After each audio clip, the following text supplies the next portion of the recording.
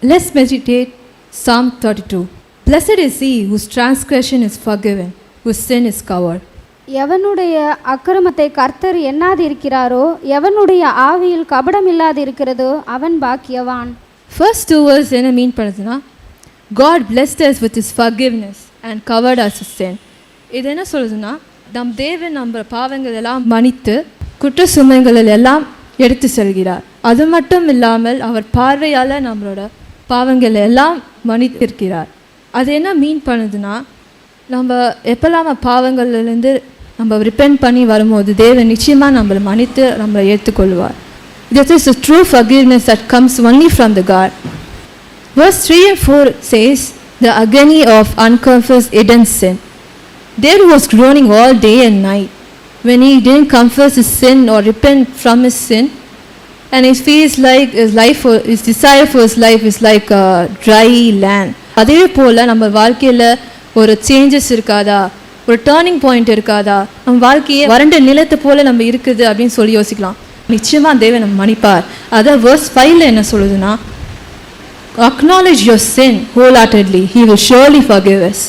verse 6 என்ன சொல்லுதுன்னா, நம்ம எப்போல்லாம் பிரச்சனையில் இருக்கும் போது நம்ம தேவனை தேடணும்னா நிச்சயமாக நம்ம வழிகாட்டி அவர் பாதுகாவலர் இருப்பார் அப்படின்னு சொல்லுது. Because we know that God is bigger than our life difficulties. அது மட்டும் இல்லாமல் verse 7 என்ன சொல்லுதுன்னா, அது ஒரு டிவைன் மர்சி, ஒரு டிவைன் ப்ரொடெக்ஷன் அவர் இருக்கிறார். He is our place of refuge, நம்மளோட அடைக்கலமாக இருக்கிறார். நம்ம எப்போல்லாம் நம்ம ஒரு ட்ரபிள் ஒரு ஃபேஸ் பண்ணுறோமோ நம்மளுக்கு ஒரு அடைக்கலமாக ஒரு டிவைன் ப்ரொடெக்ஷன் போல் அவர் நம்மளை இருந்து நம்ம பாதுகாத்து கொள்கிறார். verse 8 to 9 என்ன சொல்லுதுன்னா, God says pay attention and gain understanding. நம்ம எப்போல்லாம் நம்ம காடை தேடும் போது நிச்சயமாக ரைட் டெசிஷன் எடுக்க நம்மளுக்கு உதவி செய்வார். நிச்சயமாக தேவன் உங்களை வழி நடத்துவார். அதே போல் நம்ம verse 9 என்ன சொல்லுதுன்னா, verse 9 says don't be like a stubborn person, listen to my instructions so I will not leave you அப்படின்னு சொல்லி போட்டிருக்கு. verse 10 என்ன சொல்லுதுன்னா, many sorrows shall be the wicked, but he that trusted in God mercy shall compass him above அப்படின்னு சொல்லுது. அப்படின்னா என்னன்னா, நம்மளோட பாவங்களிலிருந்து மன திரும்பி வந்தோம்னா நிச்சயமாக இது solely so mercy upon us. And the song end with, be glad to rejoice, to shout for joy, and that he forgive us and protect us and guide us from all the troubles we face and ask for his forgiveness.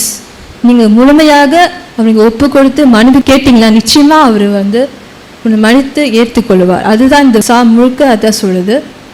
நம்ம pray பண்ணலாம்.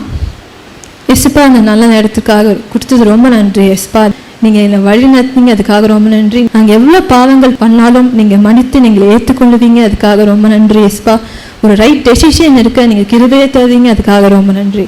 நீங்கள் பொறுப்பெடுத்துக்கொள்ளுங்க, வழி நடத்துங்க. ஏசு நாம் ஜெபிக்கும் நல்ல பிதாவே, ஆமென்.